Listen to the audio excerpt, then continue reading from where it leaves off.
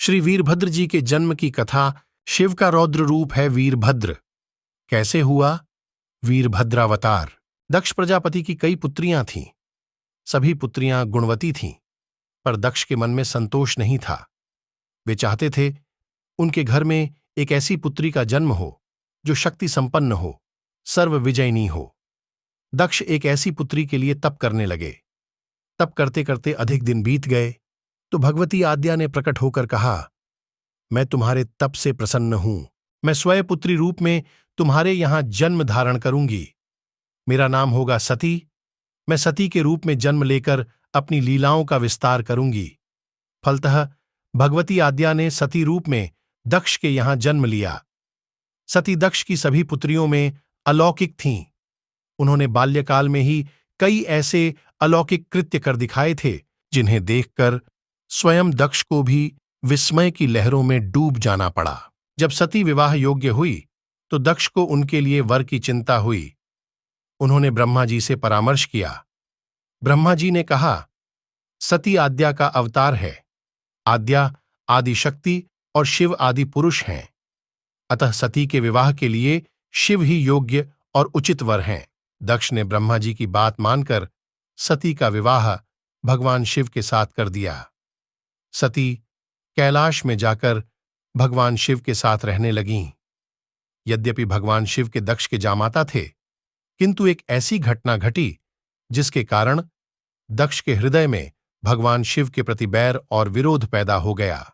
घटना इस प्रकार थी, एक बार ब्रह्मा ने धर्म के निरूपण के लिए एक सभा का आयोजन किया था। सभी बड़े बड़े देवता सभा में एकत्र थे। भगवान शिव भी एक ओर बैठे थे। सभा मंडल में दक्ष का आगमन हुआ। दक्ष के आगमन पर सभी देवता उठकर खड़े हो गए, पर भगवान शिव खड़े नहीं हुए। उन्होंने दक्ष को प्रणाम भी नहीं किया। फलतः दक्ष ने अपमान का अनुभव किया। केवल यही नहीं, उनके हृदय में भगवान शिव के प्रति ईर्ष्या की आग जल उठी। वे उनसे बदला लेने के लिए समय और अवसर की प्रतीक्षा करने लगे। भगवान शिव को किसी के मान और किसी के अपमान से क्या मतलब? वे तो समदर्शी हैं। उन्हें तो चारों ओर अमृत दिखाई पड़ता है। जहां अमृत होता है वहां कड़ुवाहट और कसैलेपन का क्या काम? भगवान शिव कैलाश में दिन रात राम राम कहा करते थे। सती के मन में जिज्ञासा उत्पन्न हो उठी। उन्होंने अवसर पाकर भगवान शिव से प्रश्न किया, आप राम राम क्यों कहते हैं? राम कौन है? भगवान शिव ने उत्तर दिया, राम आदि पुरुष हैं, स्वयंभू हैं, मेरे आराध्य हैं, सगुण भी हैं, निर्गुण भी हैं। किंतु सती के कंठ के नीचे बात उतरी नहीं। वे सोचने लगीं, अयोध्या के नृपति दशरथ के पुत्र राम आदि पुरुष के अवतार कैसे हो सकते हैं?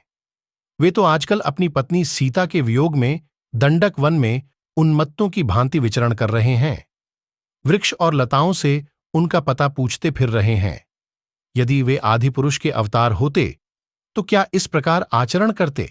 सती के मन में राम की परीक्षा लेने का विचार उत्पन्न हुआ।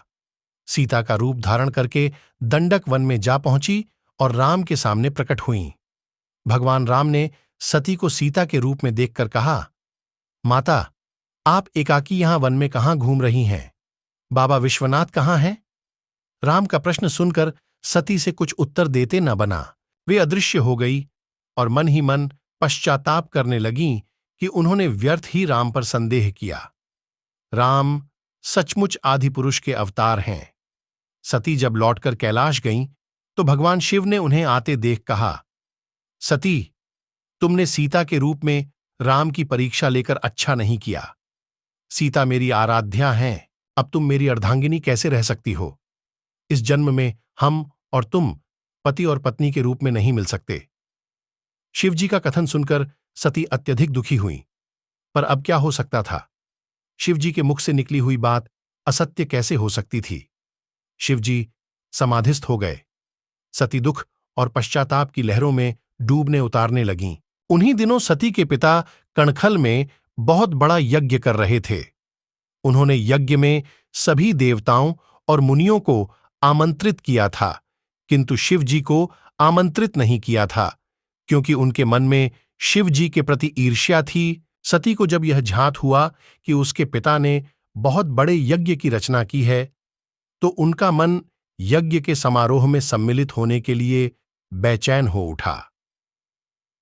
शिवजी समाधिस्थ थे, अतः वे शिवजी से अनुमति लिए बिना ही वीरभद्र के साथ अपने पिता के घर चली गईं। कहीं कहीं सती के पितृगृह जाने की घटना का वर्णन एक दूसरे रूप में इस प्रकार मिलता है। एक बार सती और शिव कैलाश पर्वत पर बैठे हुए परस्पर वार्तालाप कर रहे थे। उसी समय आकाश मार्ग से कई विमान कणखल की ओर जाते हुए दिखाई पड़े। सती ने उन विमानों को दिखकर भगवान शिव से पूछा, प्रभो, ये सभी विमान किसके हैं और कहाँ जा रहे हैं? भगवान शंकर ने उत्तर दिया, आपके पिता ने यज्ञ की रचना की है। देवता और देवांगनाएं इन विमानों में बैठकर उसी यज्ञ में सम्मिलित होने के लिए जा रहे हैं। सती ने दूसरा प्रश्न किया, क्या मेरे पिता ने आपको यज्ञ में सम्मिलित होने के लिए नहीं बुलाया? भगवान शंकर ने उत्तर दिया, आपके पिता मुझसे बैर रखते हैं, फिर वे मुझे क्यों बुलाने लगे? सती मन ही मन सोचने लगी, फिर बोली, यज्ञ के अवसर पर अवश्य मेरी बहनें आएंगी। उनसे मिले हुए बहुत दिन हो गए। यदि आपकी अनुमति हो तो मैं भी अपने पिता के घर जाना चाहती हूँ। यज्ञ में सम्मिलित हो लूंगी और बहनों से भी मिलने का सुअवसर मिलेगा। भगवान शिव ने उत्तर दिया, इस समय वहां जाना उचित नहीं होगा। आपके पिता मुझसे जलते हैं। हो सकता है वे आपका भी अपमान करें।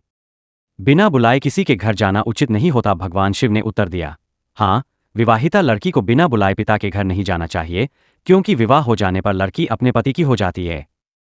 पिता के घर से उसका संबंध टूट जाता है। किंतु सती पीहर जाने के लिए हट करती रहीं, अपनी बात बार बार दोहराती रहीं। उनकी इच्छा देखकर भगवान शिव ने पीहर जाने की अनुमति दे दी। जब सती अपने पिता के घर गईं, किंतु उनसे किसी ने भी प्रेमपूर्वक वार्तालाप नहीं किया। दक्ष ने उन्हें देखकर कहा, तुम क्या यहां मेरा अपमान कराने आई हो? अपनी बहनों को तो देखो, वे किस प्रकार भांति भांति के अलंकारों और सुंदर वस्त्रों से सुसज्जित है। तुम्हारे शरीर पर मात्र बाघंबर है। तुम्हारा पति श्मशानवासी और भूतों का नायक है। वह तुम्हें बाघंबर छोड़कर और पहना ही क्या सकता है? दक्ष के कथन से सती के हृदय में पश्चाताप का सागर उमड़ पड़ा। वे सोचने लगीं, उन्होंने यहां आकर अच्छा नहीं किया। भगवान ठीक ही कह रहे थे, बिना बुलाए पिता के घर भी नहीं जाना चाहिए। पर अब क्या हो सकता है? अब तो आ ही गई हूं। पिता के कटु और अपमानजनक शब्द सुनकर भी सती मौन रहीं। वे उस यज्ञमंडल में गईं जहां सभी देवता और शिमुनि बैठे थे तथा यज्ञकुंड में धू-धू करती जलती हुई अग्नि में आहुतियां डाली जा रही थीं। सती ने यज्ञ मंडप में सभी देवताओं के तो भाग देखे, किंतु भगवान शिव का भाग नहीं देखा। वे भगवान शिव का भाग न देखकर अपने पिता से बोली, पितृश्रेष्ठ, यज्ञ में तो सबके भाग दिखाई पड़ रहे हैं, किंतु कैलाशपति का भाग नहीं है। आपने उनका भाग क्यों नहीं दिया? दक्ष ने गर्व से उत्तर दिया, मैं तुम्हारे पति कैलाश को देवता नहीं समझता। वो तो भूतों का स्वामी, नग्न रहने वाला और हड्डियों की माला धारण करने वाला है। वो देवताओं की पंक्ति में बैठने योग्य नहीं है। उसे कौन भाग देगा? सती के नेत्र लाल हो उठे, उनकी भौहें कुटिल हो गईं। उनका मुखमंडल प्रलय के सूर्य की भांति तेजोदीप्त हो उठा। उन्होंने पीड़ा से तिलमिलाते हुए कहा, ओह, मैं इन शब्दों को कैसे सुन रही हूं? मुझे धिक्कार है। देवताओं, तुम्हें भी धिक्कार है। तुम भी उन कैलाशपति के लिए इन शब्दों को कैसे सुन रहे हो, जो मंगल के प्रतीक है और जो क्षण मात्र में संपूर्ण सृष्टि को नष्ट करने की शक्ति रखते हैं। वे मेरे स्वामी हैं। नारी के लिए उसका पति ही स्वर्ग होता है। जो नारी अपने पति के लिए अपमानजनक शब्दों को सुनती है, उसे नरक में जाना पड़ता है। पृथ्वी सुनो, आकाश सुनो और देवताओं, तुम भी सुनो। मेरे पिता ने मेरे स्वामी का अपमान किया है। मैं अब एक क्षण भी जीवित रहना नहीं चाहती। सती अपने कथन को समाप्त करती हुई यज्ञ के कुंड में कूद पड़ी। जलती हुई आहुतियों के साथ उनका शरीर भी जलने लगा। यज्ञ मंडप में खलबली पैदा हो गई, हाहाकार मच गया। देवता उठकर खड़े हो गए। जब इस घटना की जानकारी भगवान शिव को लगी तो वे अपने क्रोध पर नियंत्रण नहीं रख पाए। उनके क्रोध से पूरी सृष्टि कांपने लगी। अपने इसी क्रोध की ज्वाला से उन्होंने वीरभद्र की उत्पत्ति की। उन्होंने क्रोध में अपने सिर से एक जटा उखाड़ी और उसे रोषपूर्वक पर्वत के ऊपर पटक दिया। उस जटा के पूर्व भाग से महाभयंकर वीरभद्र प्रकट हुए। शिव ने उन्हें दक्ष के यज्ञ का विध्वंस करने और विद्रोहियों के मर्दन यानी नाश करने की आज्ञा देते हुए आदेश दिया कि वह प्रजापति दक्ष और उसकी सेना का विनाश कर दे। वीरभद्र क्रोध से कांप उठे। वीरभद्र ने बिना समय नष्ट किए महादेव के आदेश का पालन करना शुरू कर दिया। वे प्रचंड आंधी की भांति कणखल जा पहुंचे। हालांकि दक्ष को परास्त करना बहुत कठिन काम था, लेकिन वीरभद्र ने इस काम को भी कर दिखाया, जबकि यज्ञ स्थल की रक्षा का काम स्वयं भगवान विष्णु कर रहे थे। वीरभद्र ने विष्णु से भी संग्राम किया। विष्णु को जब इस बात का अनुभव हुआ कि वीरभद्र का तेज प्रबल है, तो वे अंतर्ध्यान हो गए। ब्रह्मपुत्र दक्ष भी भय के मारे छिप गए थे। वीरभद्र ने दक्ष की सेना पर आक्रमण कर दिया। इसके अलावा जो भी उसके मार्ग में आया, उसने उसका सर्वनाश कर दिया। वे उछल उछलकर यज्ञ का विध्वंस करने लगे। यज्ञ मंडप में भगदड़ मच गई। देवता और आर्षि मुनि भाग खड़े हुए। दक्ष ने योगबल से अपने सिर को अभेद्य बना लिया। तब वीरभद्र ने दक्ष की छाती पर पैर रख दोनों हाथों ने गर्दन मरोड़कर उसे शरीर से अलग कर अग्निकुंड में डाल दिया था। उधर सती के जले हुए शरीर को देखकर भगवान शिव ने अपने आप को भूल गए। सती के प्रेम और उनकी भक्ति ने शंकर के मन को व्याकुल कर दिया। उन शंकर के मन को व्याकुल कर दिया जिन्होंने काम पर भी विजय प्राप्त की थी और जो सारी सृष्टि को नष्ट करने की क्षमता रखते थे। वे सती के प्रेम में खो गए, बेसुध हो गए। भगवान शिव ने उन्मत्त की भांति सती के जले हुए शरीर को कंधे पर रख लिया। वे सभी दिशाओं में भ्रमण करने लगे। शिव और सती के इस अलौकिक प्रेम को देखकर पृथ्वी रुक गई, हवा रुक गई, जल का प्रवाह ठहर गया और रुक गईं देवताओं की सांसें। सृष्टि व्याकुल हो उठी। सृष्टि के प्राणी पुकारने लगे, पाहिमाम, पाहिमाम। भयानक संकट उपस्थित देखकर सृष्टि के पालक भगवान विष्णु आगे बढ़े। वे भगवान शिव की बेसुधी में अपने चक्र से सती के एक एक अंग को काट काट कर गिराने लगे। धरती पर 51 स्थानों में सती के अंग कट कट कर गिरे। जब सती के सारे अंग कट कर गिर गए, तो भगवान शिव पुनः अपने आप में आए। जब वे अपने आप में आए, तब ब्रह्मा जी और विष्णु जी ने सोचा कि यज्ञ को बीच में छोड़ देना शुभ नहीं है, लेकिन जिसने इस यज्ञ का आयोजन किया था, प्रजापति दक्ष, उसकी तो मृत्यु हो चुकी थी। तो पुनः ब्रह्मा जी और विष्णु जी फिर कैलाश पर्वत पर गए और उन्होंने महादेव को समझाने का बहुत प्रयास किया कि वे राजा दक्ष को जीवन देकर यज्ञ को संपन्न करने की कृपा करें।